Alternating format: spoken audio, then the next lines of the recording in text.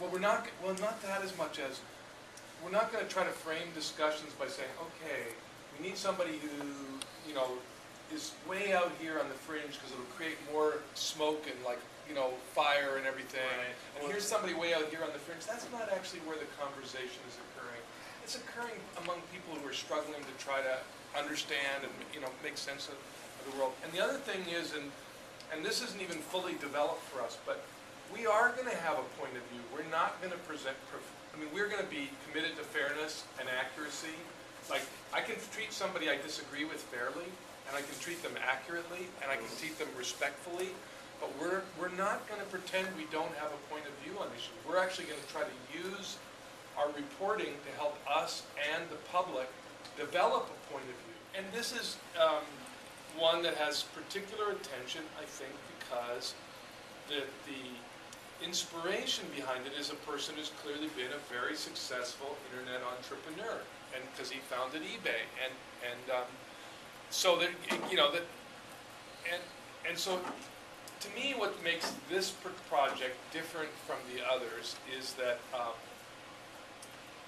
eBay, if you go back to 1995, and I know, you know, for some of you that's going to seem like way back, you know, but eBay, when eBay was founded, people did not feel comfortable doing commerce online. I remember you did not believe that I could send a check, because at that time that's what you literally did. You sent money to somebody in New Jersey to send something to me in Hawaii, and that he was going to deliver on what he said he was going to deliver, and I was going to get it, and it wasn't going to be ripped off, and it was.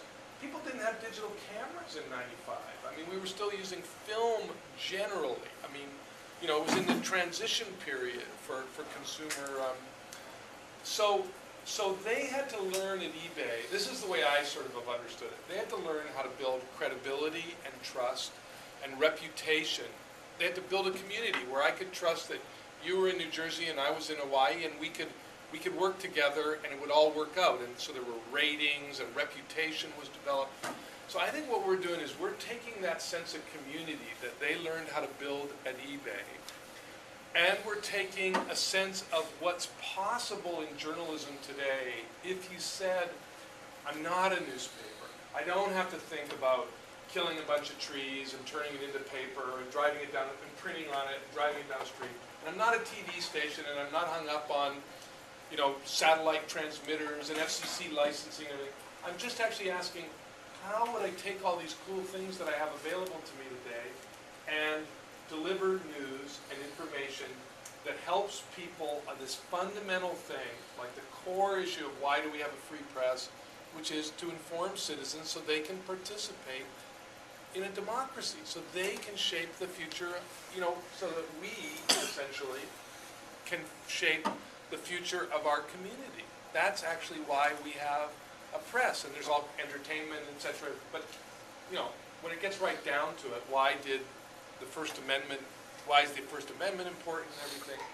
So that's what we're trying to marry at Peer News, is this sense of community and understanding that eBay built, and a sort of very fundamental approach to journalism, and we're going to do some things differently. And do you want me to explain really quick? Yes, sir. It's okay? Okay, so one thing we're going to do, which I'm really struggling with, frankly, because I'm learning as I'm, you know, the great thing about, the great and challenging thing about journalism is you have to learn how to do new things and figure out what works and doesn't work. The building block of most news organizations is the article or the story. It's, you know, the TV story is 30 seconds, the article is you know, whatever length in a newspaper, but that's the way it works. And it's a discrete object representing a specific moment in time, and it's like here today, gone tomorrow. You never, you know, they used to say it's not changing. Yeah, but in our case, our core is going to be what we're calling, for want of a better word, but you know, the issue or topic. So we want to build a living history around the key things in the community. Like, so it would be, you know, whether it's the CACA bill or rail or campaign finance or whatever, you know, whatever the thing is. and really explain it so that everything we write is linking back to these issues so you can get deeper resource, which then takes you outside into the larger world. So we're really starting with issues, and our stories are going to start with questions, like go back to the fight between the auditor and the governor. So our question would be like, what's going on here? Forget what they're saying. Let's answer the question like,